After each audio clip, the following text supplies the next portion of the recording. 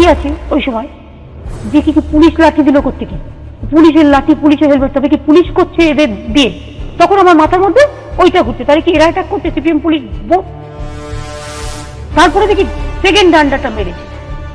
Second যখন মেরেছে আমার এদিক দিয়ে আবার গল গল করে রক্ত বেরোতে শুরু হয়েছে। আমি দেখি আমার কাপড় পুরো রক্তে ভেসে যাচ্ছে। সমর্থক ও অনুগামীদের শান্ত করতে মমতা বন্দ্যোপাধ্যায় একটি ট্রাফিক পোস্টের উপর উঠে পড়েন। সঙ্গে সঙ্গে সেই পোস্টে ঘিরে ফেলে পুলিশও। শেষমেশ হাতের আগ্নেয়াস্ত্র বাগিয়ে ধরেন পুলিশ কর্মীরা।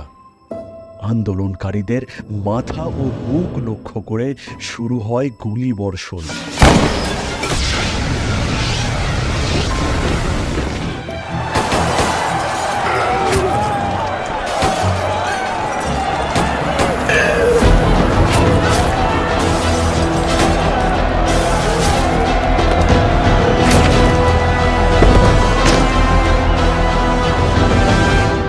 আপনি দেখুন হাত ডান্ডা খুলেছে।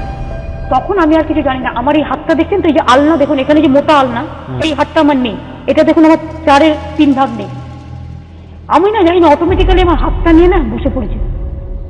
আমি জানি না ওই যে ডান্ডাটা মেরেছে এবার, ওটা ওই হাতটা পুরো থেতলে দিয়েছিল। আর আমার ব্রেনটা এক চুলের জন্য বেঁচে গিয়েছিল। আমি জানি না এটা একটা অদৃশ্য সময় বাঁচিয়েছিল কিনা। মমতা বন্দ্যোপাধ্যায়কে নির্মমভাবে মারধর করে পুলিশ।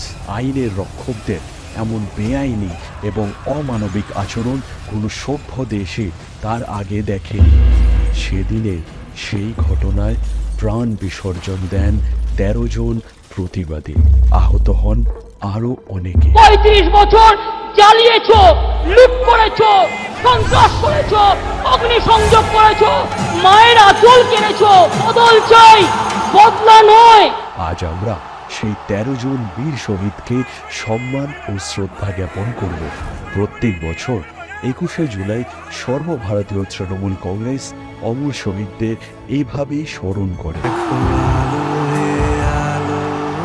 এই শহীদদের সর্বোচ্চ বলিদানকে সম্মান জানিয়ে আসুন আমরা সংঘবদ্ধ হই এবং সুন্দর ভবিষ্যৎ গড়ে তোলার লক্ষ্যে কাজ করি।